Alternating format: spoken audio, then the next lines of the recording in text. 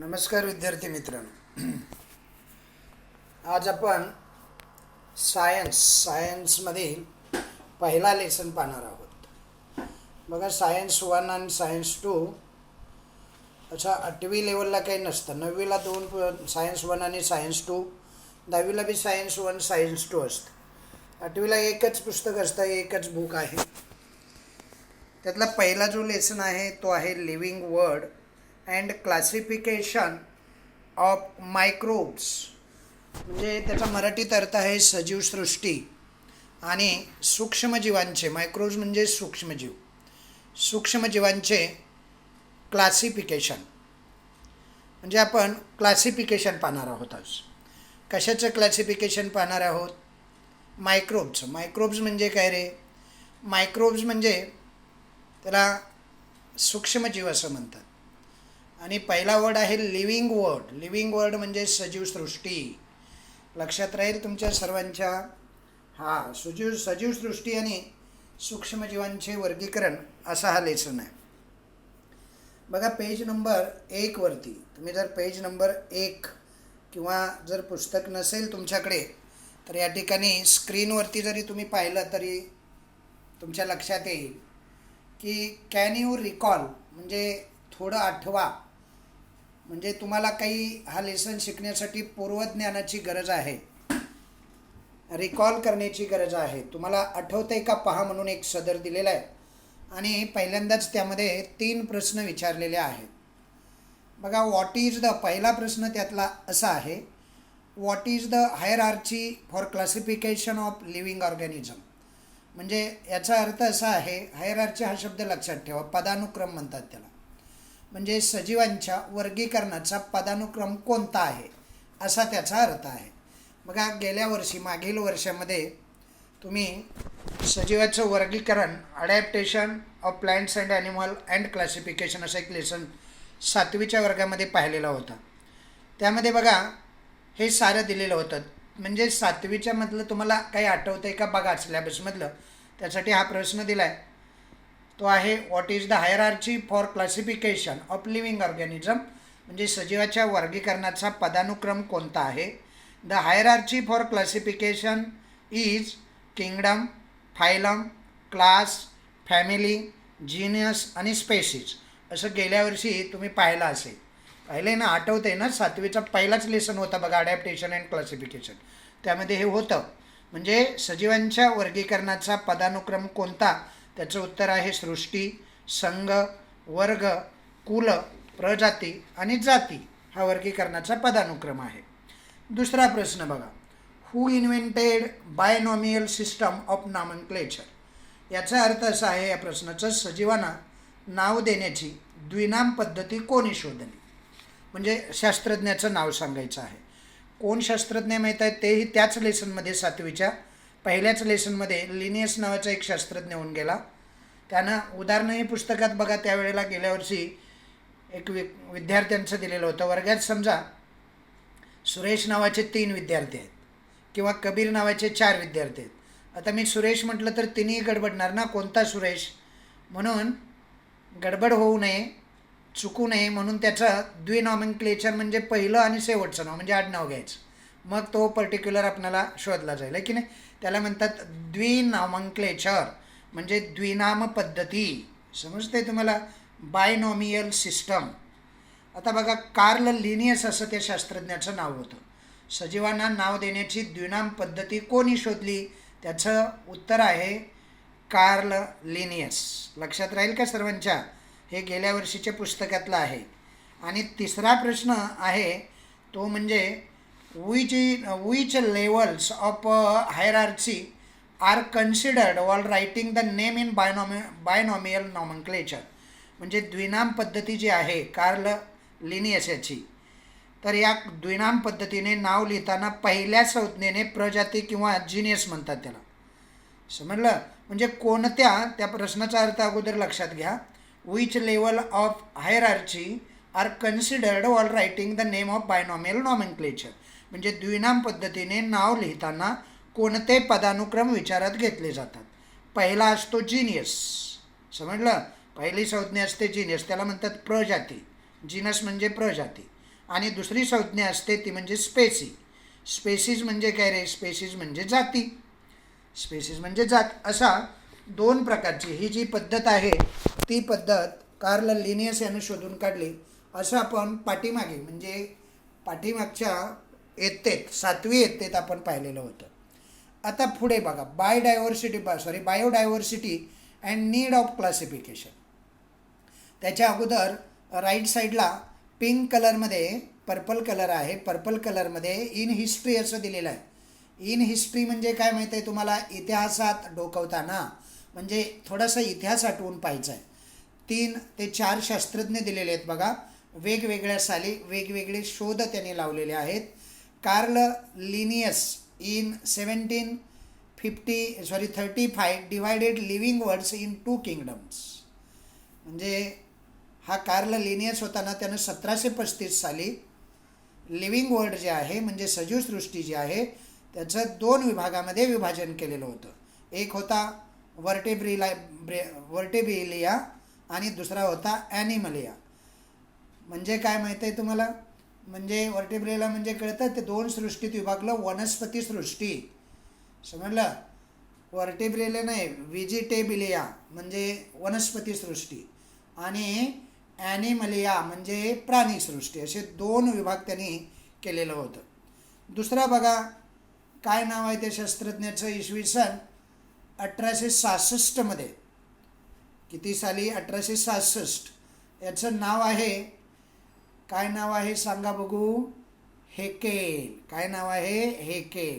बरेच लोक एच असल्यामुळे हाकेल असं म्हणतात, पण हेकेल नाव आहे. Haeckel in 1866 considered 3 kingdoms: protista, plants and animals. Kingdom, protista, plants and kingdom. समजलं तुम्हाला? म्हणजे 3 किंगडममध्ये त्यानं विभाजन केलं. कुणी? हेकेलनं. किती साली? 1866 साली. कोणकोणते 3 किंगडम होते? एक होता सांगा बघू प्रोटिस्टा, दुसरं होतं वनस्पती आणि तिसरं होते प्राणी. ॲनिमल्स म्हणजे प्राणी, प्लांट्स म्हणजे वनस्पती आणि प्रोटिस्टा हा एक किंगडम आहे. नंतर तिसरी बाब बघा. इन 1925 काय नाव आहे सांगा बघू? हां, तुम्ही कदाचित कॅटोन वगैरे म्हणाल तर त्याचं नाव आहे चाटन. शास्त्रज्ञाचं नाव लक्षात ठेवा, उच्चार लक्षात ठेवा. सी असल्यामुळं कॉटन वगैरे काहीतरी म्हणाल. इन 1925 चाटन. काय नाव आहे? चाटन यांनी पुन्हा सजीवांचं 2 गट केलं बघा. चाटन क्रिएटेड 2 ग्रुप्स म्हणजे दोन गट केले. कोणकोणते 2 गट होते रे? एक होता प्रोकॅरोटिस आणि दुसरा होता युकॅरोटिस. म्हणजे त्याला म्हणतात मराठीमध्ये आदी केंद्रकी आणि दुसरा होता दृश्य केंद्रकी. असं 2 विभागामध्ये विभाजन केलं. हे तुम्हाला अगोदर माहीत पाहिजे. नंतर चौथी गोष्ट, हे झालेलं आहे पाठीमागच्या लेसनमध्ये, पाठीमागच्या इयत्तेमध्ये. नंतर इन 1938 काय शास्त्रज्ञाचं नाव आहे रे? कोपलँड. काय नाव आहे? Copeland. In 1938 Copeland divided living organism into 4 kingdoms. म्हणजे कोपलँड यांनी सजीवांना 4 सृष्टीमध्ये विभागलं. किंगडम म्हणजे सृष्टी मराठीमध्ये. कोणकोणते होते 4 सृष्टी? एक होता मोनेरा, दुसरा होता प्रोटिस्टा. नावं दिलेली आहेत बघा: Monera, protista, plants and animals. म्हणजे मोनेरा, प्रोटिस्टा वनस्पती आणि प्राणी. असे हे 5 शास्त्रज्ञ आहेत. किती? 4 शास्त्रज्ञ दिलेले आहेत. 4 शास्त्रज्ञांनी वेगवेगळ्या वेळी वनस्पती आणि प्राण्यांच्या वर्गीकरणामध्ये संशोधन केलेलं आपल्याला दिसतं. आता बायोडायव्हर्सिटीकडे या बघा. Biodiversity and need of classification म्हणजे जैवविविधता म्हणायचं. बायोडायव्हर्सिटी हा शब्द पक्का लक्षात ठेवायचा, तो पुन्हा पुन्हा येतो सायन्स शिकत असताना. Biodiversity and need of classification. Last year we learned that all the living organism on earth have adapted according to the geographic region, food ingestion आणि डिफेन्स ETC. बघा, याचा अर्थ असा आहे, पाठीमागच्या वर्षी मागील येतेमध्ये आपण पाहिलेलं आहे की प्राण्यांचं जे अडॉप्टेशन म्हणजे प्राण्यांचं जे अनुकूलन होतं ते 3 घटकावरती अवलंबून असतं. म्हणजे प्राण्यामध्ये बदल होत असतात, ग्रॅज्युअल चेंज होत असतात, हळूहळू बदल होतात. ते कशामुळे होतात? एकतर त्या भौगोलिक प्रदेशामुळे होतात, तो ज्या प्रदेशात राहतो त्या ठिकाणचं वातावरण, नंतर अन्न ग्रहण करण्यासाठी त्याच्या सवयी आणि संरक्षण, अशा विविध कारणांनी पृथ्वीवरील सजीवात अनुकूलन झालेलं आपल्याला आढळून येतं. Food ingestion, defence and geographic region म्हणजे भौगोलिक विभाग, फूड इजेशन म्हणजे अन्न ग्रहणाची पद्धत आणि डिफेन्स इटीसी.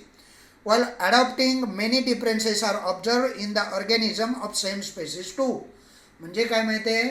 म्हणजे अनुकूलन झालेलं जे आपल्याला विविध प्राण्यांमध्ये आढळतं ते अनुकूलन साधताना एकाच जातीच्या सजीवामध्ये विविध बदल झालेले सुद्धा दिसतात. म्हणजे सजीव एकच आहे पण त्याच्यामध्ये बदल मात्र विविध झालेले आपल्याला पाहायला मिळतात. म्हणजे एकाच प्रकारची जात जर असेल, समजा उदाहरणार्थ माणसं आपण पाहतो, आता माणूस हा पाहिला तर माणूससुद्धा वेगवेगळा आहे. अमेरिकेमधला माणूस जरा वेगळा आहे, चीनमधला माणूस जरा वेगळा आहे, इंडियन माणूस वेगळा आहे. एकच जात आहे पण अनुकूलनं त्यामध्ये थोडीशी वेगवेगळी झालेली आहेत. कशाला अनुसरून ही अनुकूलनं होतात रे? एक असतं जिओग्राफिकल रिजन, नंतर फूड इजेशन सिस्टम आणि डिफेन्स म्हणजे संरक्षण, भौगोलिक प्रदेश, अन्नग्रहण आणि संरक्षण. या 3 घटकावरती सजीवांमध्ये ॲडॅप्टेशन होत असतं, अनुकूलन होत असतं. अकॉर्डिंग टू 2011 काय नाव आहे त्याचं सांगा बघू? मगाशी मी सांगितलं. म्हणजे 2011च्या गणनेनुसार पृथ्वीवर जमीन आणि समुद्र यामधील सर्व सजीव मिळून सुमारे 87 दशलक्ष, बघा according to 2011 century around 87 million species of living organism are found on the earth. म्हणजे 2011च्या गणनेनुसार पृथ्वीवरील जमीन, समुद्र आणि पृथ्वीवरील जमीन व समुद्र यामध्ये सर्व सजीव मिळून सुमारे 87 मिलियन म्हणजे 87 दशलक्ष जाती आपणाला ज्ञात आहेत. म्हणजे मानवाला ज्ञात आहेत, इन्क्लुडिंग लँड अँड सी असं म्हटलेलं आहे, जमीन आणि समुद्रामध्ये. To study such a vast number it was essential to divide them into groups. अशा पद्धतीनं सजीवांची संख्या प्रचंड आहे या सृष्टीमध्ये. जवळजवळ 87 दशलक्ष जाती ज्ञात आहेत मानवाला. एवढ्या प्रचंड संख्येनं असणारे हे सजीव, या सजीवांचा अभ्यास करायचा झालं तर किती वर्ष लागतील रे? आणि मग तो अभ्यास करण्यासाठी त्यांना काय केलेलं असतं? गटात विभागणी केलेली असते. व्हायलाच हवी अशी गटात विभागणी, नाहीतर त्यांचा अभ्यास परिपूर्ण करता येणार नाही. कमीत कमी वेळामध्ये जास्तीत जास्त अभ्यास करण्यासाठी असं वर्गीकरण करण्यात येतं. ओके, पुढे बघा. So group and subgroups were created considering the similarities and differences among the living organism. आणि म्हणून अशी गरज भासली अभ्यासाची, म्हणून त्यांचं गटात रूपांतर केलं. त्याला वर्गीकरण असं म्हणायचं, क्लासिफिकेशन.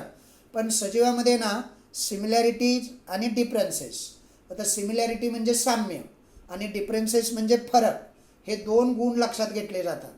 आणि हे 2 गुण लक्षात घेऊन त्यांचे गट आणि उपगट पाडले जातात, ग्रुप्स अँड सब ग्रुप्स, गट आणि उपगट. आता सिमिलॅरिटी म्हणजे काय आणि डिफरन्स म्हणजे काय बघा. म्हणजे गट तयार करत असताना त्या गटामधलं साम्य विचारात घेतात. म्हणजे सारख्या वृत्तीचे, सारखे दिसणारे. समजा मी असं म्हटलं वर्गामध्ये 90% असणारी मुलं किती आहेत? तर 5 होती, एक गट झाला. मी कशाचा निकष लावला रे? तुमच्यामध्ये साम्य होतं की नाही? हां, या वर्गामध्ये पांढरा शर्ट घालणारे किती मुलं आहेत असं मी म्हटलं तर पांढरा शर्ट हे साम्य मी बघितलं. आणि फरक म्हणजे काय माहिती आहे तुम्हाला? फरक म्हणजे मी असं म्हणालो की या वर्गामध्ये 50 ते 70 या एवढे मार्क असणारे किती आहेत? मग प्रत्येकाचा फरक येईल ना. कुणाला 65 असतील, कुणाला 60 असतील, कुणाला 70 असतील, त्याला म्हणायचं डिफरन्सेस. असे 2 निकष डोळ्यासमोर ठेवून गट आणि उपगटामध्ये या लिव्हिंग ऑर्गॅनिझमची जवळजवळ 87 दशलक्ष जाती ज्ञात असल्यामुळे त्यांचा अभ्यासाला सोयीचं व्हावं, सोपं जावं म्हणून या ऑर्गॅनिझममध्ये लिव्हिंग ऑर्गॅनिझमचं गटात वर्गीकरण केलं जातं. Groups and subgroups were created considering the similarities and differences among the living organism. This process of dividing living organism into groups and subgroups is called biological classification. सजीवाचे हे गट आणि उपगट बनवण्याच्या या प्रक्रियेला जैविक वर्गीकरण असं म्हणतात. बायोलॉजिकल म्हणजे काय रे? जैविक. याला अंडरलाईन करून ठेवा किंवा कंस करा. ही व्याख्या आहे बघा वर्गीकरणाची. What is classification? Classification is the process of dividing living organism into groups and subgroups is called biological classification. म्हणजे सजीवाचे गट आणि उपगट बनवले जातात, त्या प्रक्रियेला जैविक वर्गीकरण असं म्हणतात. अजून थोडंसं तुम्ही यापेक्षा बदलही करू शकता बघा. The process of dividing living organism according to similarities and differences into groups and subgroups is called biological classification. म्हणजे सिमिलॅरिटी, साम्य आणि फरक लक्षात घेऊन हे गट पाडले जातात असंही म्हणू शकता तुम्ही. थोडा बदल करूनही लिहू शकता, आहे की नाही. आता बघा, रॉबर्ट हार्डलिंग्स. काय नाव आहे रे? Robert Harding Whittaker. शास्त्रज्ञांची नावं लक्षात ठेवायची. जर आपणाला वाचता येत नसतील, उच्चार करता येत नसेल तर पेन्सिलनं वगैरे लिहून घ्यायचं, काही बी म्हणायचं नाही बरं का. नाव परफेक्ट घेता आलं पाहिजे. Robert Harding Whittaker 1920-1980. याचा जन्म झालेला आहे 1920 आणि मृत्यू आहे 1980. Was an American ecologist. Ecology म्हणजे परिस्थितिकी. अमेरिकन परिस्थितिकी तज्ज्ञ आहे हा, त्याला इकॉलॉजिस्ट असं म्हणतात. तो होऊन गेला कधी? 1920 ते 1980 या कालावधीमध्ये. त्यांनी इसवी सन 1969 in 1969 he divided living organism into 5 groups. त्यानं 5 गटामध्ये त्याची विभागणी केली लिव्हिंग ऑर्गॅनिझमची. म्हणजे 1969 सजीवांची त्यानं 5 गटामध्ये विभागणी केली. आणि वर्गीकरण करत असताना विटाकर यांनी काही निकष लक्षात घेतले. पुढे म्हटलेलं आहे बघा, for this classification Whittaker considered following criteria. Criteria म्हणजे निकष. वर्गीकरणासाठी विटाकर यांनी पुढील निकष विचारात घेतले. 1, 2, 3, 4 आणि 5 असे 5 निकष आहेत. आता आपण 5 निकष बघूया. ओके, पहिला निकष आहे कॉम्प्लेक्सिटी ऑफ सेल स्ट्रक्चर. याला मराठीत असं म्हणतात पेशींची जटिलता. काय म्हणायचं? पेशीची जटिलता. त्या पेशीच्या जटिलता किंवा कॉम्प्लेक्सिटी ऑफ सेल स्ट्रक्चर हा निकष लक्षात घेऊन त्यानं 2 गट पाडले. एक गट इकडे तुम्हाला राईट साईडला एक चार्ट दिला आहे, त्यात बी दिलेला आहे बघा. हे 5 वेगवेगळे निकष लक्षात घेऊन अशा पद्धतीनं त्यांनी गटामध्ये सजीवांची विभागणी केलेली आहे. एक गट आहे प्रोकॅरियोटस आणि दुसरा युकॅरियोटस. म्हणजे काय रे? याला मराठीत म्हणायचं प्रोकॅरियोटस म्हणजे अधिकेंद्रकी आणि दुसरा युकॅरियोटस आहे त्याला म्हणायचं दृश्य केंद्रकी. नंतर दुसरा निकष बघा, कॉम्प्लेक्सिटी ऑफ ऑर्गॅनिझम म्हणजे युनिसेल्युलर अँड मल्टीसेल्युलर. आता कॅरोटिस आणि युकॅरियोटिस यामध्ये बघा, प्रोकॅरियोटिसमध्ये एकच गट आहे युनिसेल्युलर आणि युकॅरियोटिस म्हणजे काय रे? दृश्य केंद्रिकेमध्ये 2 गट असतात, युनिसेल्युलर आणि मल्टीसेल्युलर. आता युनिसेल्युलर म्हणजे काय माहीत आहे का तुम्हाला? युनिसेल्युलर म्हणजे एकपेशीय आणि मल्टीसेल्युलर म्हणजे काय रे? बहुपेशीय. हे पक्क ध्यानात ठेवायचं. निकष कोणता? सजीवांचा जटिलता, सजीवांचा प्रकार, कॉम्प्लेक्सिटी ऑफ ऑर्गॅनिझम म्हणतात त्याला. काय म्हणायचं? कॉम्प्लेक्सिटी ऑफ ऑर्गॅनिझम, युनिसेल्युलर और मल्टीसेल्युलर. आणि मोड ऑफ न्यूट्रिशन तिसरा निकष बघा, पोषणाचा प्रकार. काय म्हणायचं त्याला? मोड ऑफ न्यूट्रिशन म्हणजे पोषणाचा प्रकार. पुढे काय म्हटलंय बघा, plants, autotrophic and photosynthesis, fungi, saprophytic आणि absorption from dead organism, animals heterotrophic and ingestive. बघा यामध्ये काय काय म्हटलेलं आहे बघा. पोषणाच्या प्रकारावरून म्हणजे न्यूट्रिशन ऑफ मोडवरून त्यांनी परपोषी आणि स्वयंपोषी, वनस्पती स्वयंपोषी असतात कारण त्या प्रकाश संश्लेषण करतात. कवक परपोषी असतात किंवा मृतावशेषावरती अन्नशोषण करत असतात. आणि प्राणीसुद्धा परपोषी असतात पण ते भक्षण करतात. म्हणजे मृतावशेषातून अन्न वगैरे घेत नाही, ते वनस्पतीपासून अन्न घेतात प्राणी. समजते तुम्हाला? पुढे चौथा निकष लक्षात घ्या, लाईफस्टाईल. लाईफस्टाईल म्हणजे काय रे? जीवन पद्धती. लाईफस्टाईल म्हणजे काय? जीवन पद्धती. बघा प्लांट्समध्ये काय दिलेलं आहे? प्लांट्स प्रोड्युसर म्हणजे उत्पादक. प्लांट्स सांगा बघू, वनस्पती उत्पादक असतात, वनस्पतीपासून अन्न तयार केलं जातं. ॲनिमल्स कंज्युमर्स म्हणजे भक्षक असतात प्राणी.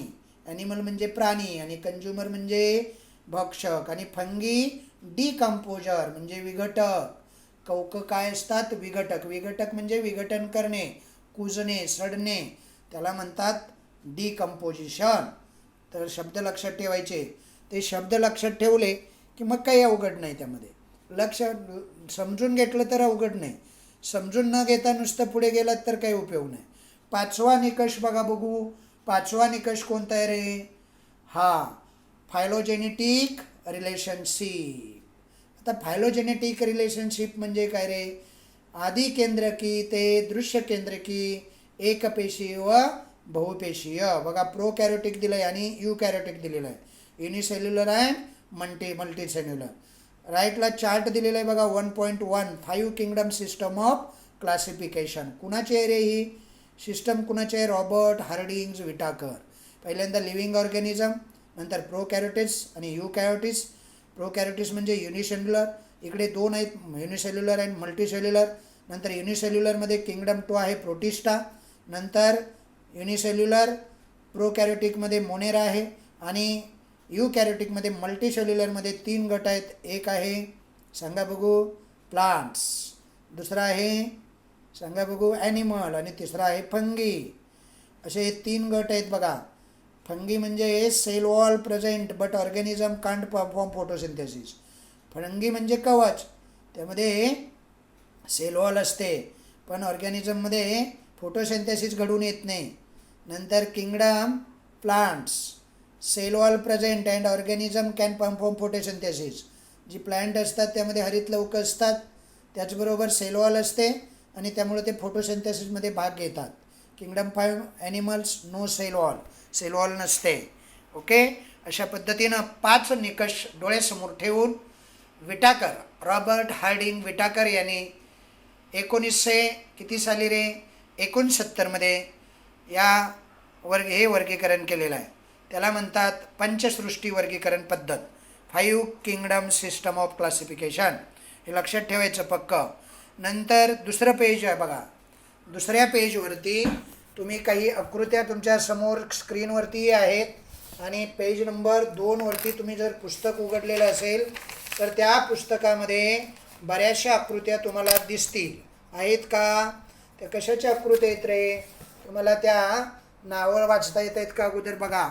वेगवेगळ्या मोनेरा गटातल्या या आकृत्या आहेत. त्याला बॅक्टेरिया असं म्हणतात. काय म्हणायचं? Bacteria. Organism from kingdom Monera 1.2 figure बघा. पहिला आहे काय आहे रे? क्लॉस्ट्रिडियम टिटॅनी. काय आहे? क्लॉस्ट्रिडियम टिटॅनी. दुसरा आहे वायब्रिओ कॉलेरी. तिसरा आहे ट्रेपोनेमा पॅलिडम. चौथा आहे स्ट्रोप्टोकोकस निमोनी. नंतर आहे लेजिओनेला निमोनी. नंतर आहे स्टॅफायलोकोकस ऑरियस. नंतर आहे सालमोनेला टायफी आणि सर्वात शेवटचा बघा क्लॉस्ट्रिडियम बोट्युलिनम आहे. समजलं? Clostridium botulinum. अशा पद्धतीनं ऑर्गॅनिझम फ्रॉम किंगडम मोनेरा, अनेक ऑर्गॅनिझम, अनेक बॅक्टेरिया दिलेले आहेत बघा. मोनेरा हा जो गट आहे, take a small drop of curd on butter milk. Curd म्हणजे दही, बटर मिल्क म्हणजे ताक. स्मॉल ड्रॉप म्हणजे छोटासा असा विरळ असा एक ड्रॉप घ्यायचा on a clean glass slide. काचपट्टी असते प्रयोगशाळेमध्ये, त्याच्यावरती ताकाचा किंवा दह्याचा एक थेंब घ्यायचा. Dilute it with the little water. थोडंसं पाणी टाकायचं आणि डायल्यूट करायचं. Carefully keep a cover slip. त्याच्यावरती छोटी एक कवर स्लिप असते, पारदर्शक असते ती, त्याच्यावर ठेवायची म्हणजे त्यातले जंतू किंवा जीवाणू ते बाहेर जाऊ नयेत म्हणून. Observe it under high power of compound microscope. म्हणजे संयुक्त सूक्ष्मदर्शकाखाली, हाय पॉवर सूक्ष्मदर्शकाखाली ते पहा. What did you see? काय दिसतं तुम्हाला? काय ऑब्झर्वेशन केलं? Mean small rod like microbes are lactobacilli bacteria. काय आहे रे, त्यातील हालचाल करणारे अगदी लहान कळीसारखे किंवा काडीसारखे सूक्ष्मजीव म्हणजे लॅक्टोबॅसिलाई जीवाणू आहेत. बॅक्टेरिया म्हणजे जीवाणू आणि लॅक्टोबॅसिलाई ही त्यांची जात आहे. आता पुढे बघा काय म्हटलंय, all type of bacteria and blue green algae are included in the kingdom Monera. हा जो मोनेरा ही जी सृष्टी आहे, हा जो गट आहे, सर्व प्रकारच्या जीवाणूंचा आणि नीलहरित शैवालाचा समावेश असणारा हा गट आहे. All type of bacteria, bacteria म्हणजे काय रे, बॅक्टेरिया म्हणजे जीवाणू, सर्व प्रकारच्या जीवाणूंचा. आणि पुढे काय म्हटलंय, ब्ल्यू ग्रीन अल्गी म्हणजे नीलहरित शैवाल यांचा समावेश आहे इन द किंगडम मोनेरा, मोनेरामध्ये. लक्षात राहील. आणि मग कॅरेक्टरिस्टिक्स दिलेले आहेत बघा खाली. कॅरेक्टरिस्टिक्स म्हणजे काय रे, लक्षणे. काय लक्षणे, काय काय लक्षणं दिलेत बघा. All the organism are unicellular. हां, दुसरं दिलंय दे मे बी ऑटोट्रॉपिक और हेट्रोट्रॉपिक. आणि तिसरं आहे these are prokaryotic cells without distinct nucleus और सेल ऑर्गनेल्स. असे 3 वेगवेगळी लक्षणं आहेत. पहिल्या लक्षणाचा अर्थ बघा, all the organism are unicellular म्हणजे हे सर्व सजीव एकपेशी असतात. मोनेरा गटामध्ये, मोनेरा सृष्टीमध्ये येणारे सर्व सजीव एकपेशी, युनिसेल्युलर म्हणजे एकपेशी असतात. दुसरं बघा, दे मे बी ऑटोट्रॉपिक और हेट्रोट्रॉपिक म्हणजे एकतर ते स्वयंपोषी असतील किंवा परपोषी असतील. ऑटोट्रॉपिक म्हणजे स्वयंपोषी, हेट्रोट्रॉपिक म्हणजे परपोषी. तिसरं बघा, these are prokaryotic cells without distinct nucleus और सेल ऑर्गॅनिल्स म्हणजे हे मोनेरामध्ये येणारे सर्व जीवाणू हे अधिकेंद्रकी असून पटलबद्ध केंद्रक किंवा पेशी अंगक नसतात. अधिकेंद्रक म्हणजे काय कळतं का तुम्हाला, त्याला प्रोकॅरियोटिक असं म्हणतात. अधिकेंद्रक म्हणजे केंद्रक आणि अवयव अस्तित्वात नसणारे, म्हणजे केंद्रकच नाही असे एक पेशी हे सजीव असतात. केंद्रक अस्तित्वात सजीवांच्या अंगामध्ये येण्याच्या अगोदरचा सजीव जो आहे त्याला अधिकेंद्रिकी असं म्हणतात. त्यात पटलबद्ध नसते, केंद्रक नसतं किंवा पेशी अंगक पेशीचा अवयव नसतात. आता काय करायचं माहिती आहे, तुम्ही ना हे मी 3 वेळा म्हणतो, माझ्या मागे मोठ्यानं म्हणायचं. All the organisms are unicellular म्हणा. All the organisms are unicellular. All the organisms are unicellular. दुसरा, दे मे बी ऑटोट्रॉपिक और heterotrophic. They may be autotrophic और heterotrophic. They may be autotrophic और हेट्रोट्रॉपिक म्हणजे स्वयंपोषी किंवा परपोषी असतात. These are prokaryotic cells without distinct nucleus और सेल ऑर्गनेल्स. म्हटला, these are prokaryotic cells without distinct nucleus और सेल ऑर्गनेल्स. मोठ्यानं म्हणायचं, these are prokaryotic cells without distinct nucleus और सेल ऑर्गनेल्स. आणि आता व्हिडिओ पॉज करून हे 3 आहेत ना लक्षणं, ती लिहून काढायची वहीमध्ये आणि ती पाठ करायची, मग पुढे जायचं. असं जर गेलात ना मग काही अडचण येत नाही. समजून घ्यायचं आणि तिथेच पाठ करत जायचं. समजून घेऊन पाठ केलं की नीट लक्षात राहतं. आता पुढचा बघा, पुढे सृष्टी काय आहे, किंगडम कोणता आहे, मोनेरा झाल्यानंतर प्रोटिस्टा. कोणता आहे, प्रोटिस्टा. लक्षात राहील का. आता एक ॲक्टिव्हिटी दिलेली आहे. ॲक्टिव्हिटी म्हणजे काय रे, कृती. ॲक्टिव्हिटी म्हणजे कृती. काय करायचं आहे, prepare a temporary amount of 1 drop of pound water on a glass slide. Observe it under low power and high power of microscope. You will find some motile microbes with irregular shapes. These are amoebas. बघा कृती काय करायला सांगितलेले आहेत. एका डबक्यामधील म्हणजे साठलेलं पाणी असतं ना, गटराचं वगैरे डबकं, तर त्या डबक्यातील पाण्याचा एक थेंब काचपट्टीवर घ्या. तो काचपट्टीवर ठेवा आणि सूक्ष्मदर्शिकाखाली त्याचं निरीक्षण करा. साधा सूक्ष्मदर्शक वापरा म्हणजे हाय लेवल किंवा लो पॉवरचा वापरा. आणि हा सूक्ष्मदर्शक वापरल्यानंतर मग निरीक्षण करा. काही अनियमित आकाराचे असे सूक्ष्मजीव हालचाल करताना तुम्हाला त्या सूक्ष्मदर्शकाच्या निरीक्षणातून पाहायला मिळेल. हे सजीव अमिबा असतात. समजलं. असा हा प्रोटेस्टा गट असतो. इकडे बघा 1.3 ऑर्गॅनिझम्स फॉर किंगडम प्रोटेस्टा दिलेला आहे. आणि उदाहरणं काय काय दिलेले आहेत रे. पहिला आहे वॉलॉक्स, दुसरा आहे पॅरामेसियम, तिसरा आहे युग्लिना आणि चौथा आहे अमिबा. पहिला काय आहे रे, वॉल्वॉक्स, नंतर आहे पॅरामेसियम, नंतर आहे युग्लिना आणि अमिबा. 4 उदाहरणं दिलेली आहेत बघा. पुढे जर पाहिलं तुम्ही तर कॅरेक्टरिस्टिक्स दिलेले आहेत. कॅरेक्टरिस्टिक्स म्हणजे काय आपण पाहिलं, जसं मोनेराचे कॅरेक्टरिस्टिक्स पाहिले तसे प्रोटेस्टाचे सुद्धा पाहिजे. प्रोटेस्टा हा जो गट आहे त्याची लक्षणं 3 दिलेली आहेत बघा. Protista are single celled organism with well defined muscles enclosed in a nuclear membrane. म्हणजे प्रोटेस्टा सृष्टी जी आहे, हा जो गट आहे, प्रोटेस्टा सृष्टीतील सजीव जे असतात ते एकपेशी असतात आणि पेशीत पटलबद्ध केंद्रक असते. म्हणजे प्रोटेस्टामध्ये केंद्रक असते. हा आदिकेंद्रकी नसतो, हा दृष्टिकेंद्रकी असतो, दृश्य केंद्रकी असतो. ओके, पुढे बघा दुसरा, दे हॅव शुडोपोडिया और हेअर लाईक सिलिया और weep like flagella for locomotion. म्हणजे काय माहिती आहे, प्रचलनासाठी एक तर शुडोपोडिया म्हणजे छदमपाद, म्हणजे साप असतो बघा, सापाच्या खालच्या बाजूला बारीक बारीक बारीक असे केस असतात, बारीक असतात, लव म्हणतात त्याला, छद्मपाद म्हणायचं.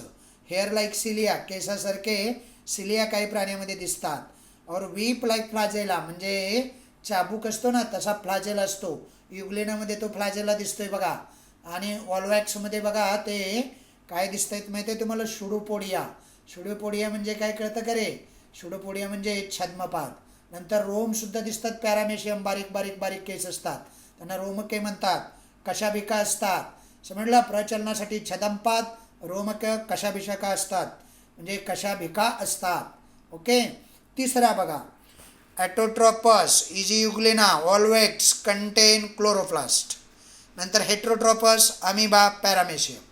म्हणजे काय आहे माहीत आहे तुम्हाला, म्हणजे हा बघा तिसरा जो आहे स्वयंपोषी.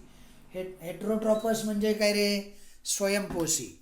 हेट्रोट्रॉपस शब्द लक्षात राहील का, स्वयंपोषी. उदाहरणार्थ कोण आहे, युग्लिना आणि वॉल्वॅक्स. ही जे यांच्या ज्या पेशी असतात ना त्या स्वयंपेशी असतात. स्वयंपोषी म्हणजे हरित लवक असतात, त्यामध्ये क्लोरोफिल असतं. आणि परपोषी म्हणजे काय रे, युग्लिना आणि अमेबा आणि पॅरामेसियम आणि प्लास्मोडियम या ज्या जाती आहेत बघा खाली दिलेल्या आहेत. अमेबा, पॅरामेसियम, प्लास्मोडियम दिलेलं नाही पण असतं. प्लास्मोडियमसुद्धा याचंच उदाहरण आहे. ते कसे आहेत रे, अमेबा, पॅरामेसियम आणि प्लास्मोडियम यांच्यामध्ये हरित लवक आहेत का, नाही. मग हे आहेत कसले रे, हेट्रोट्रॉपस. ॲटोट्रॉपस आणि हेट्रोट्रॉपस. ॲटोट्रॉपस म्हणजे स्वयंपोषी. युग्लिना आणि वॉल्वॅक्स स्वयंपोषी आहेत कारण त्यांच्यामध्ये क्लोरोफिल आहे. आणि हे परपोषी आहेत, कोण, अमिबा, पॅरामेसियम आणि प्लास्मोडियम. लक्षात राहील का, नक्की लक्षात ठेवायचं. 1.4 जी आकृती आहे ते जर तुम्ही पाहिलं बघा, ही कॅरेक्टरिस्टिक आहेत ना लक्षणं, ते पॉज करायचं, लिहून काढायची, पाठ करायची, समजून घ्यायची आणि मग पुढे जायचं. समजतंय, त्याशिवाय नुसतं असं ऐकून लेक्चर विज्ञानचं काही उपयोग नसतो बाळांनो. या आकृती आहेत ना त्यासुद्धा साऱ्या आकृती अगोदर लेसन शिकण्याच्या अगोदर तुम्ही काढल्या पाहिजेत. किमान लेसन ऐकून झाल्यानंतर, शिकून झाल्यानंतर तरी काढल्या पाहिजेत. साऱ्या आकृत्या या काढायच्या. ओके, आता किंगडम फंगी. फंगी म्हणजे काय रे, फंगी म्हणजे कवक. काय म्हणायचं त्याला, कवक. ही बघा 1.4 मध्ये फंगीची एक आकृती दिलेली आहे. पहिल्यांदा रायझॉइड्स दिलेलं आहे बघा, म्हणजे काय माहिती आहे, मुलाब म्हणतात त्यांना. रायझॉइड्स म्हणजे मुलाब. नंतर हायफा दिलेला आहे बघा, त्याला म्हणायचं भूस्तरिका. जमिनीला पॅरलल अशी एक ही भूस्तरिका असते. नंतर वरती खोडासारखे असे स्टेम दिलेले आहेत बघा, त्यांना म्हणतात स्पोरेंजिफोरे. स्पोरेंजिफोर म्हणजे बीजाणू, काय म्हणायचं, बीजाणू धानीधर, म्हणजे हा देठ असतो त्याचा. नंतर पुढे काय आहे बघा, अजून ॲपोफायसिस. ॲपोफायसिस म्हणजे स्फितिका. नंतर पुढे अजून कॉलुमेलिया म्हणजे स्तंभिका. नंतर अजून एक राहिला बघा स्पोरॅजियम म्हणजे बीजाणुधानी, स्पोर असतात त्यामध्ये. ओके, तर ही फंगी ग्रुप जो आहे तो फंगी ग्रुप आपण पाहतोय. त्यासाठी एक ॲक्टिव्हिटी दिलेली आहे बघा. Take a moist piece of bread और bhakri and keep it in a container with lid for 2 to 3 days. After 2-3 days, a fine cotton thread-like tufts is found growing on the surface of the braid. Prepare a temporary mount of few threads from this culture and observe it under the microscope. तुम्हाला एक कृती सांगितलेली आहे. पावाचा आणि भाकरीचा तुकडा. भाकरी, bread म्हणजे पाव, समजलं, ब्रेड आणि भाकरी, त्याचा एक तुकडा घ्या आणि तो तुकडा काय करा रे, keep it in a container with a lid off, म्हणजे काय करायचं, मॉइस्ट कळतं तुम्हाला, भिजवायचा तो तुकडा भाकरीचा किंवा ब्रेडचा आणि एका डबीमध्ये, कंटेनर म्हणजे मोठा डबा नव्हे, एक छोटी डबी घ्यायची आणि त्यामध्ये ठेवून द्यायचा भिजलेला भाकरीचा तुकडा किंवा पावाचा तुकडा. किती दिवस ठेवून द्यायचा आहे, 2 ते 3 दिवस, 2 to 3 days. आणि मग 2 ते 3 दिवसांनी, after 2 to 3 days, a fine cotton thread like टप, म्हणजे काय, 2 दिवसानंतर डबी उघडून पहा, त्या तुकड्यावर काय दिसणार आहे तुम्हाला, टप is found growing on the surface of the bread, म्हणजे त्या तुकड्यावर कापसासारखे पांढरे तंतू, टप म्हणजे पांढरे तंतू वाढलेले दिसतील. कळतंय का. Prepare a temporary mount of few threads and this culture and observe it under microscope. त्यातील काही तंतू काचपट्टीवर घ्यायचे आणि सूक्ष्मदर्शिकेखाली त्याचं निरीक्षण करायचं. निरीक्षणार्थी तुम्हाला अशा आकृतीत दाखवल्याप्रमाणे ही फंगी दिसेल. 1.4 मध्ये दाखवलेलं आहे बघा. आता खाली 2 पेजवरती सर्वात शेवटी बघा इन्स्टिट्यूशनल वर्क म्हटलेलं आहे, म्हणजे कार्य संस्थांचे, वेगवेगळ्या संस्था कशा यावरती कार्य करत असतात ते दिलेलं आहे. National institute of virology Pune, पुण्याला ही संस्था, तिचं नाव आहे राष्ट्रीय विषाणू संस्था. कुठे आहे ही, पुण्याला. Is involved in research on virus. This institute has been founded in 1952 under the jurisdiction of India council of medical research. म्हणजे काय माहिती आहे का, national institute of virology Pune ही विषाणू संदर्भात संशोधनाची कार्य करणारी संस्था आहे आणि ती भारतीय वैद्यकीय संशोधन परिषदेच्या अखत्यारीत 1952 साली या संस्थेची स्थापना पुणे येथे करण्यात आलेली आहे. एक संस्था म्हणून ते दिलेलं आहे. ओके. आता हा जो फंगी ग्रुप होता त्याची कॅरेक्टर दिलेले आहेत बघा. कॅरेक्टरिस्टिक्स म्हणजे काय रे, लक्षणं. पक्क लक्षात ठेवायचं. आता त्याची लक्षणं पाहिजेत आपल्याला. काय पाहिजेत, लक्षणं. बघा पेज नंबर 3 वरती तुमच्या पुस्तकामध्ये काढलंय का पुस्तक, त्यामध्ये लक्षणं दिलेले आहेत बघा. काय लक्षणं रे, these are non green eukaryotic heterotrophic organism, म्हणजे कवक सृष्टीमध्ये परपोषी वनस्पती असतात, असंश्लेषी असतात आणि दृश्य केंद्रकी सजीवांचा समावेश होतो. हेट्रोट्रॉपिक म्हणजे युकॅरियोटिक आणि हेट्रोट्रॉपिक. हेट्रोट्रॉपिक म्हणजे परपोषी, युकॅरियोटिक म्हणजे कसले रे, दृश्य केंद्रकी. लक्षात ठेवायचे हे शब्द. म्हणजे नॉन ग्रीन असतात, दीज आर नॉन ग्रीन. कवक सृष्टीत परपोषी, नॉन ग्रीन म्हणजे त्यामध्ये कोरोबिल नाही, हिरवे नाहीत, म्हणजे फोटोसिंथेसिस नाही, म्हणजे परपोषी, असंश्लेषी आणि दृश्य केंद्रकी अशा सजीवांचा समावेश यामध्ये होतो. पहिलं लक्षण झालं. आता दुसरं बघा, मोस्ट ऑफ देम आर सॅप्रोटॉपस.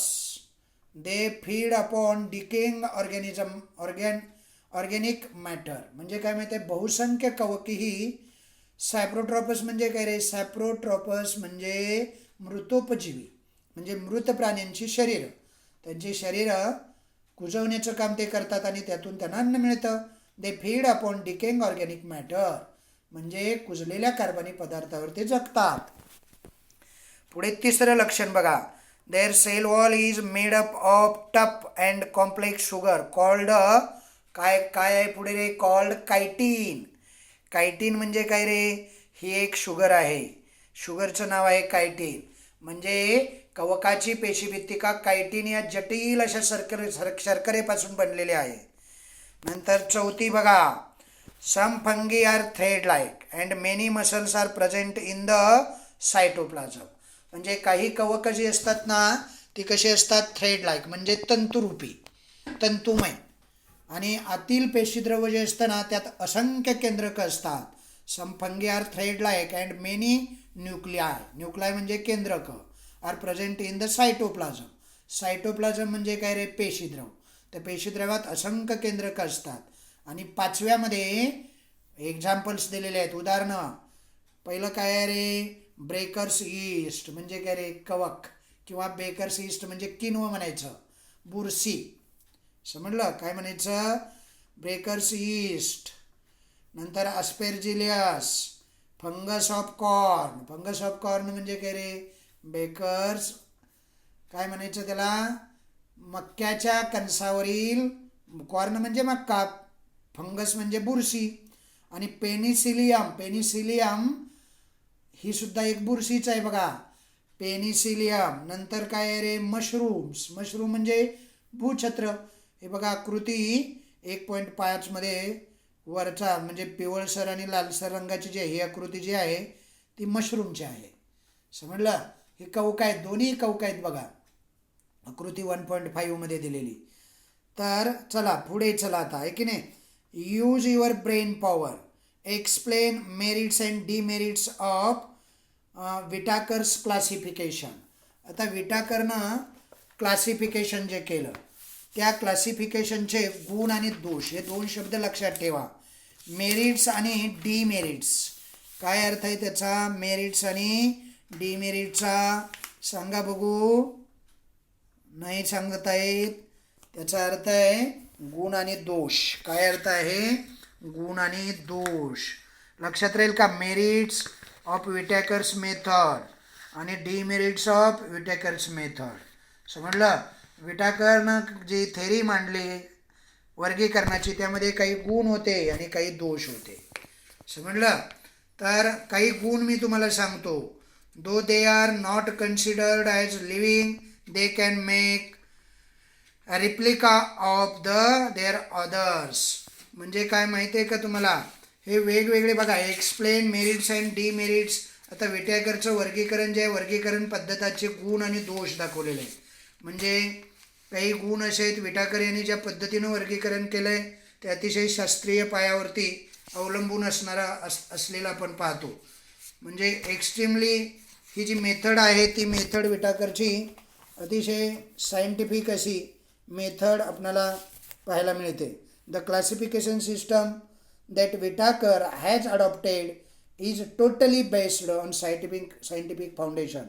म्हणजे हे जे विटाकर यांनी ज्या पद्धतीनं वर्गीकरण केलं ते अतिशय शास्त्रीय पद्धत आहे. एक मेरिट झालं. मी काही जास्त मेरिट सांगत बसत नाहीत, गुण आणि दोष, कारण ते इकडे दिलेले नाहीत. तुमची ब्रेन पॉवर जे आहे एक्सप्लेन करायला सांगितलेलं, यूज युअर ब्रेन पॉवर म्हणून. नंतर बघा अजून एखादं सांगतो. Fungi are the saprophytic and hence they are placed separately in the unique kingdom. म्हणजे काय माहिती आहे तुम्हाला? याचा अर्थ आहे कवक या वर्गाचं पोषण मृतोपजीवी या वर्गामध्ये होतं. त्याचा समावेश स्वतंत्र सृष्टीत करण्यात आलेला आहे. हा त्याच्यामधला गुण आहे. त्यामुळे विटाकर यांनी मांडलेली जी पंचसृष्टी वर्गीकरण पद्धत आहे ती अचूक आहे. समजलं? सर्व एकपेशीय दृश्य केंद्रित सजीवांचा समावेश प्रोटिस्टा या सृष्टीत केल्यामुळे युग्लिनासारख्या वादग्रस्त एकपेशीय सजीवांचे नेमकी वर्गीकरण करता आलेलं आहे. असे मेरिट्स आहेत. डिमेरिट्समध्येही तुम्हाला पाहता येईल. डिमेरिट्स काय काय आहेत बघा. डिमेरिट्स म्हणजे कळतं का रे? दोष म्हणतात त्याला, दोष. काय म्हणायचं त्याला? दोष. मेरिट्स अँड डिमेरिट्स शब्द लक्षात ठेवायचे. मेरिट्स म्हणजे गुण आणि डिमेरिट्स म्हणजे दोष. ओके. आता बघा, in kingdom protista organism shows varied characteristics in spite of these they are placed together. म्हणजे काय माहिती आहे? याचा अर्थ असा आहे की अधिकेंद्रिकी सजीवांना निरनिराळ्या गटात समाविष्ट करण्यात आल्यामुळं विभिन्न लक्षणं दाखवणारे सजीव प्रोटिस्टा या सृष्टीत एकत्र गटात टाकण्यात आलेले होते. अशा अनेक दोष आणि काय होते रे? अनेक दोष यामध्ये दाखवण्यात आले. अनेक गुणसुद्धा. म्हणजे मेरिट्स आणि डिमेरिट्स प्रत्येक गोष्टीला दोन बाजू असतात. काही दोष असतात, काही गुण असतात. ओके. विटॅकरच्या या थेरीमध्ये सुद्धा तशाच पद्धतीनं आपल्याला दिसले. मी तुम्हाला थोडक्यात तेही सांगितलं. आता क्लासिफिकेशन ऑफ मायक्रोब्स म्हणजे काय माहीत आहे? सूक्ष्मजीव जे असतात ना त्यांचं वर्गीकरण. क्लासिफिकेशन म्हणजे वर्गीकरण. मायक्रोब्स म्हणजे सूक्ष्मजीव. म्हणजे पृथ्वी तलावावरती जवळजवळ 87 दशलक्ष एवढ्या जाती आहेत. एकूण सजीवामध्ये सूक्ष्मजीव सर्वाधिक संख्येनं आहेत. म्हणजे बघा, among the living organism micro organisms are largest in number, hence they are classified as follows. म्हणजे पृथ्वीवर एकूण सजीवामध्ये सूक्ष्मजीव हे संख्येनं सर्वाधिक आहेत आणि मग त्यांची विभागणी जी केली जाते, एक चार्ट दिलेला आहे बघा. मायक्रो ऑर्गॅनिझम, त्याच्यानंतर प्रोकॅरोटिस, युकॅरोटिस, नंतर बॅक्टेरिया आणि युकॅरोटिसमध्ये प्रोटिस्टा, फंगी आणि अल्गी असे 3 गट आहेत. बघितले तुम्ही? त्याचं मराठीत अर्थ सांगतो. मायक्रो ऑर्गॅनिझम म्हणजे सूक्ष्मजीव. सूक्ष्मजीवाचं वर्गीकरण करताना त्यांचे 2 गटात विभागणी करण्यात आली. एक प्रोकॅरोटस आणि दुसरा युकॅरोटिस, म्हणजे आदिकेंद्रीय आणि दृश्यकेंद्रीय. नंतर आदिकेंद्रीयमध्ये म्हणजे प्रोकॅरोटिस म्हणजे बॅक्टेरिया म्हणजे जीवाणू, आणि दृश्यकेंद्रिकी म्हणजे युकॅरोटिसमध्ये काय काय आहे बघा. प्रोटिस्टा म्हणजे काय रे? प्रोटिस्टा म्हणजे आदिजीव.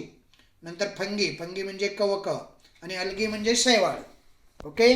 आणि त्याच्या बाजूलाच बघा, निळ्या कलरमध्ये बघताय ना तुम्ही, स्क्रीनवर बघा किंवा पुस्तकात बघा, with reference to size of microbes remember, म्हणजे सूक्ष्मजीवांच्या आकारासंदर्भात तुम्ही खालील प्रमाण लक्षात ठेवा.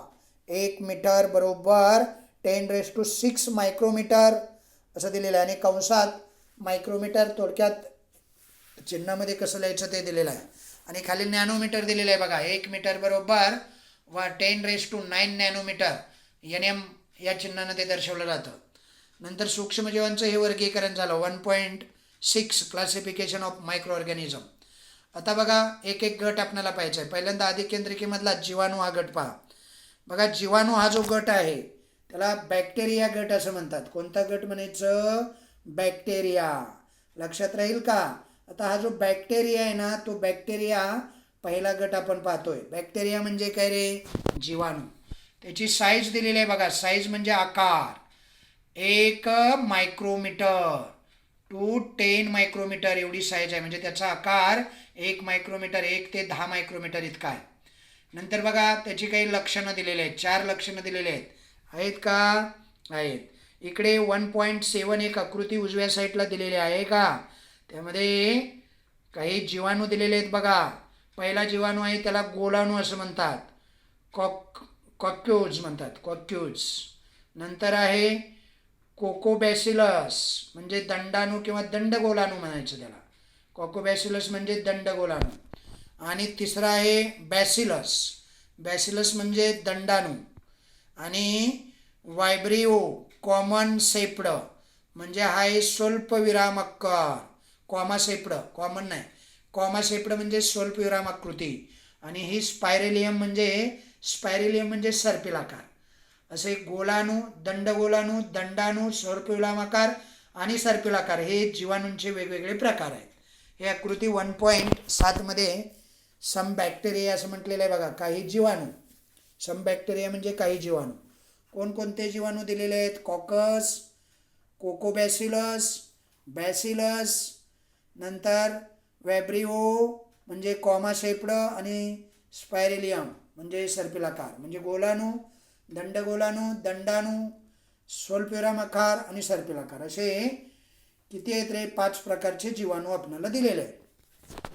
आता त्याची लक्षणं, जीवाणू कसे असतात बघा. Unicellular, independent, parasitic organism, sometimes many bacteria together forms colony, म्हणजे एकच पेशी, एका पेशीपासून बनलेले असतात ते. त्यांचं शरीर एका पेशीपासून बनलेलं आहे. स्वतंत्र सजीव म्हणून जगतात ते, म्हणजे दुसऱ्यावरती अवलंबून नसतात. काही वेळा बरेच जीवाणू एकत्र येतात आणि कॉलनीज म्हणजे वसाहत बनवतात. वसाहत. Sometimes many bacteria together form colonies, म्हणजे एकत्र येऊन एक वसाहत बनवतात. दुसरं बघा, bacterial cells is prokaryotic with cell wall but distinct nucleus और सेल ऑर्गॅनिल्स आर ॲब्सेंट. म्हणजे हे जे जीवाणू असतात ना, त्या जीवाणूंच्या पेशी अधिकेंद्रके असतात. अधिकेंद्रिकी म्हणजे केंद्रक अस्तित्वात नव्हतं त्यावेळेच्या या पेशी जीवाणूंच्या आहेत. पेशीत केंद्रक आणि पटलयुक्त अंगके नसतात. म्हणजे पेशीचे अवयव नसतातच, अंगक नसतात आणि केंद्रकही नसतं. पेशीभित्तिका मात्र असते. जीवाणूंची बाहेरचं आवरण नसतं. पेशीभित्तिका म्हणतात त्याला. तिसरा बघा, दे रिप्रोड्युसेस बाय सिम्पल बायनरी फिजन. त्यांचं प्रजनन जे आहे ना ते प्रजनन द्विखंडी भवन, एका पेशीचे 2 भाग होणं म्हणायचं त्याला. काय म्हणायचं? द्विखंडी भवन. बायनरी म्हणजे मराठीत त्याला म्हणतात द्विखंडी भवन. म्हणजे एका पेशीचे 2 पेशीत रूपांतर आणि त्या 2 पेशी मग स्वतंत्र अस्तित्व म्हणून जगतात. बायनरी फिजन म्हणायचं. ओके. आणि चौथं कॅरेक्टर आहे in favourable condition bacteria grow vigorously. Vigorously म्हणजे जोमदार, म्हणजे अनुकूल परिस्थिती जर त्या जीवाणूंना मिळाली तर ते प्रचंड वेगाने वाढतात. जवळजवळ 20 मिनिटामध्ये, बघा खाली म्हटलेलं आहे, and can double their number in 20 minutes. जवळजवळ 20 मिनिटामध्ये संख्या त्यांची दुप्पट होऊ शकते. एवढा प्रचंड प्रजननाचा वेग या बायनरी फिजनमध्ये असू शकतो. ओके. एक झाला. जीवाणू झाला. म्हणजे मायक्रोबचं वर्गीकरण आपण पाहतोय. ते वर्गीकरण पाहत असताना पहिला गट जो होता तो होता बॅक्टेरिया. आता दुसरा गट आपल्याला पाहायचा आहे. कोणता गट पाहायचा आहे? दुसरा जो गट आहे तो आहे आदिजीव. कोणता गट आहे? आदिजीव. त्याला म्हणायचं, इंग्रजीमध्ये त्याला म्हणतात प्रोटोझोआ. काय म्हणायचं? प्रोटोझोआ. आता प्रोटोझोआ जो आहे, आकार त्याचा बघा किती दिलेला आहे, सुमारे 200 मायक्रोमीटर. समजलं? आणि त्याची 4 लक्षणं दिलेली आहेत बघा. ही लक्षणं लिहून काढायची आणि पाठ करायची. लक्षणं लिहून झाली, पाठ झाली की मग पुढे जायचं. म्हणजे हे लेक्चर ऐकत असताना, लेक्चर अटेंड करत असताना ते पॉज करायचं, थांबवायचं, समजून घ्यायचं, एकदा दोनदा ऐकायचं, समजून घ्यायचं आणि मगच पुढे जायचं. समजून घेऊन ते पाठ करायचं जागेवरती आणि मग पुढे जायचं. नुसतं ऐकून वगैरे काही उपयोग होणार नसतो. ओके. आता बघा दुसरा आहे प्रोटोझोआ. साईज आहे approximately 200 micrometre. Protozoas are found in soil, fresh water and sea water. Some are found in body of other organism and are pathogenic. म्हणजे काय माहिती आहे, कुठे कुठे हे आढळतात बघा. त्यांचा आढळ असतो माती, गोडं पाणी, नंतर समुद्र. म्हणजे काय रे? सॉईल म्हणजे माती, जमीन. फ्रेश वॉटर म्हणजे गोडं पाणी अँड सी वॉटर म्हणजे समुद्र. समुद्रात आढळतात, गोड्या पाण्यात आढळतात, जमिनीमध्ये आढळतात. काही सजीव जे असतात ना, त्यांच्या शरीरात काही सजीव म्हणजे काही आदिजीव असतात ती इतर प्राण्यांच्या शरीरात राहतात आणि ते त्या प्राण्यांना रोगकारक असतात. ते रोगही निर्माण करतात. म्हणजे उदाहरणार्थ काही आदिजीव आपल्या शरीरात जर गेले तर रोगकारक असतात, आपल्याला त्यांच्यापासून रोग होऊ शकतो. दुसरा बघा, these found in the body of other organism and are pathogenic. म्हणजे काय माहिती आहे, दृश्यकेंद्री पेशी. काही सजीव, काही आदिजीव असे असतात त्यामध्ये दृक् केंद्रकी म्हणजे दृश्य केंद्रकी पेशी आढळतात आणि हे एक पेशी असतात बघा. प्रोटोझोआज दीज आर युनिसेल्युलर, एक पेशी organism with the eukaryotic cell. दृश्य केंद्रकी आणि एक पेशी सजीव. तिसरं काय आहे रे? There is great variations in cell structure, organ of locomotion and mode of nutrition among protozoa. म्हणजे काय माहिती आहे, प्रोटोझोआ जो असतो त्या प्रोटोझोआची पेशी रचना, हालचालीचे अवयव आणि पोषण पद्धती यात खूप विविधता आढळते. म्हणजे वेगवेगळ्या प्रकारचे प्राणी, जितकी उदाहरणं पाहचाल ना तुम्ही, पॅरामिशियम वगैरे वेगळं असेल, वेगवेगळी उदाहरणं, म्हणजे अँटीमिबा हिस्टोलिटिका अमांश नावाचा असेल, कुठे म्हणजे त्या गटामध्ये येणारा प्रत्येक प्राणी हा त्याच्यामध्ये तुम्हाला वेगळेपण, ग्रेट व्हेरिएशन दिसेल. त्याच्या सेल स्ट्रक्चरमध्ये, ऑर्गन ऑफ लोकोमोशन म्हणजे त्याचे जे लोकोमोशन म्हणजे काय माहिती आहे तुम्हाला, हालचालीचा अवयव म्हणजे हालचाल करण्यासाठी जे अवयव असतात. नंतर पोषण पद्धती, यात विविधता आढळून येते. आणि चौथा आहे, these organism reproduces by simple cell division. म्हणजे हे जे ऑर्गॅनिझम आहेत हे प्रजनन त्यांचं जे असतं ते कसं असतं रे? The organism reproduces by cell division. Cell division म्हणजे काय रे? सेल डिव्हिजन म्हणजे आता झालं की खंडी भवन म्हणजे खंड होतात त्याचं. सेल डिव्हिजन म्हणजे खंडीभवन प्रक्रिया म्हणा. म्हणजे खंडीभवन प्रक्रिया, द्विखंडन होतं आणि त्या प्रजननामध्ये त्यांची वाढ होत असते. उदाहरणं दिलेली आहेत बघा खाली. इजे amoeba, paramecium, free living in dirty water. कुठे राहतात ते? अमिबा, पॅरामेशियम गढूळ पाण्यात राहतात आणि स्वतंत्र जीवन जगत असतात. फ्री लिव्हिंग म्हटलंय. आणि डर्टी वॉटर. पुन्हा यूकॅरियोटिक हिस्टोलिटिका हा काय असतं रे? कॉज अमोब्लॅसिस म्हणजे ही अँटीमिबा हिस्टोलिटिका हा जो आदिजीव असतो त्यामुळं अमांश नावाचा रोग होतो. ओके. नंतर पुढे बघा प्लास्मोडियम वायवेक्स कॉजेस मलेरिया.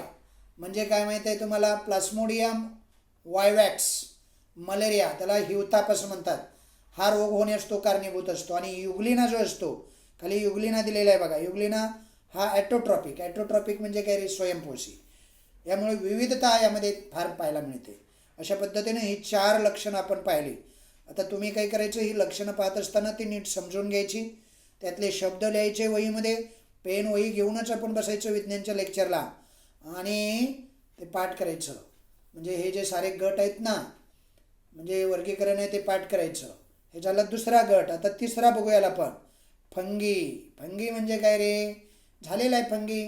कवक, बुरशी. आकार किती आहे? 10 मायक्रोमीटर ते 100 मायक्रोमीटर. आणि त्यांची वैशिष्ट्य काय आहेत बघा, लक्षणं काय आहेत? These are found on decaying organic matter and dead bodies of plants and animal. म्हणजे कुजणारे पदार्थ जे असतात ना, वनस्पती आणि प्राण्यांची शरीरं असतात ती कुजणारी असतात. कार्बनी पदार्थ, वनस्पती आणि प्राण्यांची शरीरं, कुजणारे पदार्थ, यामध्ये यांचा आढळ दिसतो आपल्याला, कवकांचा, फंगीचा. दुसरं बघा, दीज आर युकॅरियोटिक ऑर्गॅनिझम. युकॅरियोटिक म्हणजे काय रे? दृश्य केंद्रकी. These are eukaryotic organisms. Some are unicellular and other as visible with naked eyes. बघा, याचा अर्थ आहे दृश्य केंद्रिकी एकपेशीय सूक्ष्मजीव असतात हे. आणि कवकाच्या काही प्रजाती डोळ्यांनी दिसतात. म्हणजे बुरशी आपल्याला डोळ्यानं दिसते. आपण जो प्रयोग मागे केलेला होता बघा, भाकरीचा तुकडा भिजवून डबीत ठेवला, 2-3 दिवसांनी उघडला की त्यावरती तंतुमय असे धागे तयार होतात. कापसाचे धागे कसे असतात, पण ते डोळ्याने दिसतात. काही जाती जे आहेत ना, प्रजाती, या कवकाच्या डोळ्याने दिसणारे असतात. हे त्याचं वैशिष्ट्य आहे. आणि तिसरं काय आहे बघा, तिसरं वैशिष्ट्य असं आहे, saprotrophic absorb their food from decaying organic matter. म्हणजे हे मृतोपजीवी आहे. सॅप्रोट्रॉपिक म्हणजे मृतोपजीवी. हे मृतोपजीवी असतात आणि कार्बनी पदार्थापासून अन्न शोषण करत असतात. म्हणजे डिकेइंग ऑर्गॅनिक मॅटर जे असतं, कुजणारे कार्बनी पदार्थ असतात ना, त्यांच्यातून हे अन्न सेवन करत असतात. आणि चौथं वैशिष्ट्य असं आहे, they are sexually and asexually. Sexually म्हणजे कसलं रे? लैंगिक म्हणायचं. लैंगिक आणि अलैंगिक प्रजनन, बाय सेल डिव्हिजन और बाय बडिंग. म्हणजे 4 प्रकारची प्रजननं तुम्हाला दिसतील. एक दिसेल लैंगिक पद्धत, दुसरं दिसेल अलैंगिक पद्धत, नंतर द्विखंड आणि मुकुलायन. अशा 4 पद्धती तुम्हाला यामध्ये दिसतील. तिथं 4ही दिलेले आहेत बघा. सेक्शुअली म्हणजे लैंगिक, असेक्शुअली म्हणजे अलैंगिक, सेल डिव्हिजन म्हणजे द्विखंडन आणि बडिंग म्हणजे मुकुलायन. आता इजी दिलेलं आहे बघा, बेकर्स ईस्ट, नंतर कॅन्डिडा आणि मशरूम. म्हणजे ईस्ट जे आहे ना, कॅन्डिडा, आळंबी किंवा मशरूम म्हणायचं त्याला, हे त्याची उदाहरणं आहेत. अशा पद्धतीनं हा ग्रुप, काय ग्रुपचं नाव आहे? तिसरा ग्रुप आहे हा फंगी म्हणजे कवक. आता तुम्ही काय करायचं, आकृतीमध्ये कवक दाखवलेले आहेत बघा, आहे की नाही?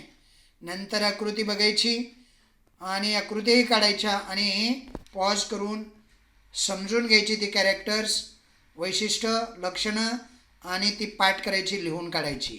नंतर चौथ्या ग्रुपकडे आपण वळूया. चौथा ग्रुप कोणता आहे रे? अल्गी. चौथा कोणता ग्रुप आहे? अल्गी. अल्गी म्हणजे काय रे? सांगा बघू. अल्गी म्हणजे सांगा, शैवाळे. आकार किती दिलेला आहे त्याचा? 10 मायक्रोमीटर ते 100 मायक्रोमीटर. हे बघा, यांची लक्षणं बघा. They are aquatic. ॲक्वॅटिक म्हणजे पाण्यात वाढणारे, हे पाण्यात वाढतात. दुसरं काय आहे बघा, युकॅरियोटिक युनिसेल्युलर ॲट्रोट्रॉपिक ऑर्गॅनिझम म्हणजे दृश्यकेंद्रिकी एकपेशीय स्वयंपोषी. ॲट्रोट्रॉपिक म्हणजे स्वयंपोषी.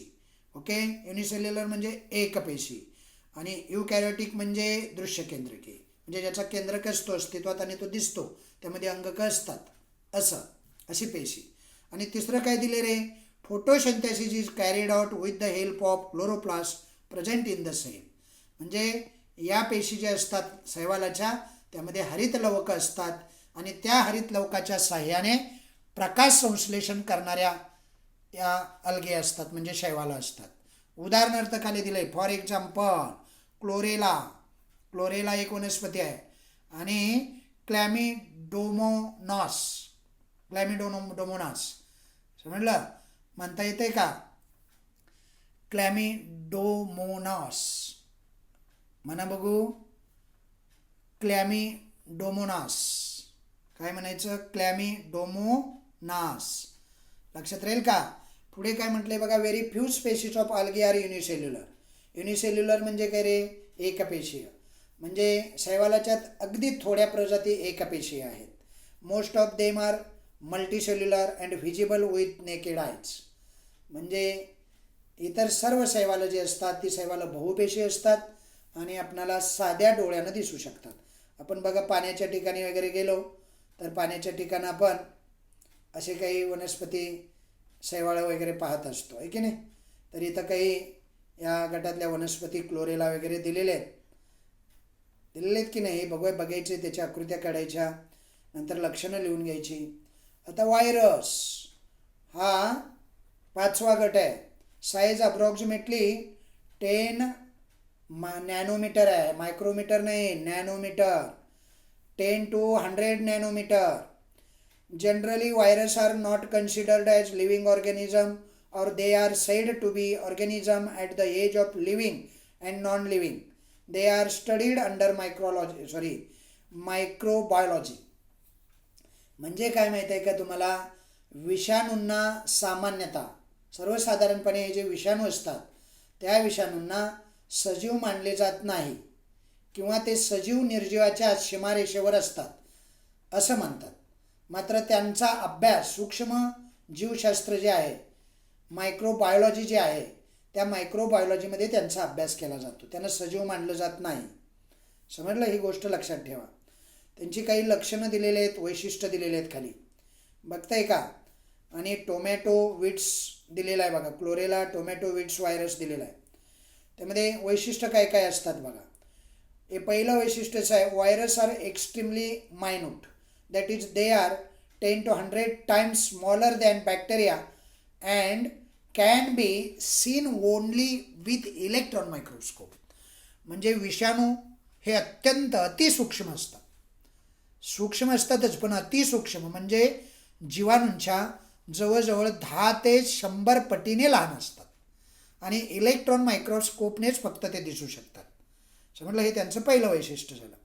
नंतर दुसऱ्या वैशिष्ट्याकडे वळूया बघा. दुसरं वैशिष्ट्य जे आहे, they are found in form of independent particles. Virus is a long molecules of DNA. DNA म्हणजे deoxyribonucleic acid आणि RNA ribonucleic acid covered by protein coat. म्हणजे काय माहिती आहे तुम्हाला? स्वतंत्र कणाच्या रूपात ते आढळतात. विषाणू म्हणजे DNA डिऑक्झिरायबोन्यूक्लिक आम्ल आणि RNA रायबोन्यूक्लिक आम्ल पासून बनलेले लांब लचक रेणू असून त्याला प्रथिनांचं आवरण असतं. त्याला विषाणू असं म्हणतात. दुसरं काय लक्षात झालं. तिसरं बघा, virus survive only in living plant or animal cells and produces their own proteins with the help of host cell and create their numerous replica. Then they destroy the host cell and become free. This free virus again infect new cells. म्हणजे काय माहिती आहे तुम्हाला? Virus survive only in living plants like animals and plants. म्हणजे वनस्पती आणि प्राण्यांच्या जीवनपेशीतच ते राहतात. समजलं? विषाणू जे असतात ना ते कुठेही राहत नाहीत, फक्त जिवंत पेशीमध्येच राहू शकतात. आणि या पेशीच्या मदतीने विषाणू स्वतःची प्रथिनं बनवतात आणि स्वतःच्या असंख्य अशा प्रतिकृती निर्माण करतात. उदाहरणार्थ DNA ही एक प्रतिकृतीच आहे. ते तुम्ही पाहिले असेल, कधीतरी केलं असेल किंवा पुढे आहे तुम्हाला. RNA ही आहे. म्हणजे या साऱ्या प्रतिकृती आहेत, त्या निर्माण करतात. त्याची शरीराला गरज असते. त्यामुळं काही विषाणू आपल्या शरीराला उपयुक्त असतात, काही उपयुक्त विषाणू असतात, उपयुक्त जीवाणू असतात, तसंच काही अनुपयुक्त असतात, हानिकारक म्हणतात त्याला. त्यानंतर ज्या शरीरामध्ये ते राहतात त्याला यजमान असं म्हणतात. त्यानंतर यजमान पेशींना नष्ट करून त्या प्रतिकृती मुक्त होतात आणि मुक्त विषाणू पुन्हा नव्या पेशींना संसर्ग करत असतात. Okay. These free virus again infect म्हणजे संसर्ग करणे. न्यू सेल्स म्हणजे नवीन पेशी. आणि चौथं वैशिष्ट्य आहे, virus cause many diseases to plants and animals. म्हणजे विषाणूमुळं वनस्पती आणि प्राण्यांना विविध रोग होतात. टोमॅटोला जो रोग होतो विल्ट नावाच्या व्हायरसपासून. असे अनेक विषाणू असतात बरं का. आता पेज नंबर 5 वरती शेवटचं एक आर्टिकल तुम्हाला छोटंसं दिलेलं आहे बघा. निळ्या कलरचा एक कॉलम आहे, त्यामध्ये काय म्हटलं आहे, डू यू नो असं म्हटलेलं आहे बघा. बघितलं का तुम्ही? आला का पेज नंबर 5 वरती? माझ्याबरोबर आहात ना तुम्ही सर्वजण? हां, तर लक्ष देऊन ही लेक्चर बघायची. बघा, ह्युमन, कॅटल, प्लांट्स आणि बॅक्टेरिया म्हणजे मानव, गुरे, वनस्पती आणि जीवाणू. कॅटल म्हणजे गुरे, प्लांट्स म्हणजे वनस्पती, बॅक्टेरिया म्हणजे जीवाणू, ह्युमन म्हणजे मानव. बघा, तुम्हाला माहीत आहे का? Do you know? Human, polio virus, influenza virus, HIV virus, AIDS virus ETC. म्हणजे पोलिओ विषाणू, इन्फ्लुएन्झा विषाणू, HIV एड्स विषाणू हे मानवाला हानिकारक असणारे विषाणू आहेत. गुरामध्ये काय दिसतो आपणाला? पिकोर्ना विषाणू. पिकोर्ना म्हणजे जनावरांना लाळ येते बघा, बघितलं असेल तुम्ही कधी. नंतर plants, tomato wilt virus, tobacco mosaic virus. वनस्पतीमध्ये रोग निर्माण करणारे विल्ट आणि मोझॅक दिलेलं आहे. तंबाखू या पिकामध्ये मोझॅक नावाचा विषाणू तंबाखूवरती रोग निर्माण करतो आणि टोमॅटोवरती विल्ट नावाचा विषाणू हा रोगास कारणीभूत ठरतो. बॅक्टेरियामध्ये बॅक्टेरिओफेज व्हायरस अटॅक्स बॅक्टेरिया. म्हणजे बॅक्टेरिया ऑफ हार्स हे विषाणू जीवाणूवर हल्ला करत असतात. नंतर त्याच्याच बाजूला बघा, इंटरनेट माय फ्रेंड म्हणजे इंटरनेट माझा मित्र. इंटरनेटवरून ही माहिती मिळवायची आहे. Collect pictures and characteristic of different microbes, prepare chart. विविध सूक्ष्मजीव जे आहेत त्या सूक्ष्मजीवांची चित्रे आणि त्यांची वैशिष्ट्ये याबद्दल माहिती घ्या आणि एक तक्ता तयार करा असं म्हटलेलं आहे. लक्षात राहील.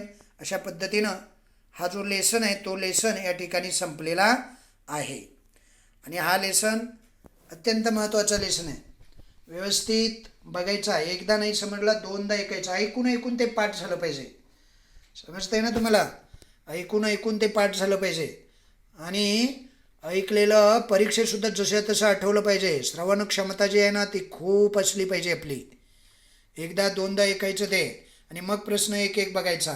Use Whittaker method of classify bacteria, protozoa, fungi, algae, prokaryotic and eukaryotic microbes. नंतर complete the 5 kingdom method of classification using living organism, prokaryotic, eukaryotes. नंतर multicellular, unicellular, protista, animal, plants, fungi.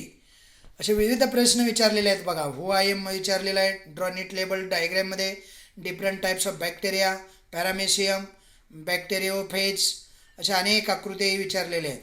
Project करायला दिलेला आहे. नंतर हु I एममध्ये काही प्रश्न विचारलेले आहेत. हे सारे प्रश्न तुम्ही सोडवायचे. तुमच्याकडे काही जणांच्याकडे आता बुक आले असतील सर्वांच्याकडे, तर मी त्यांचं तुम्हाला स्वाध्याय आणि त्याची उत्तरंसुद्धा पाठवतो. तुम्ही लिहून काढून ती पाठ करायची आहेत. पण त्याच्या अगोदर नीट सारं समजून घ्यायचं आहे. समजून घेतल्याशिवाय पाठांतराला काही अर्थ नाही.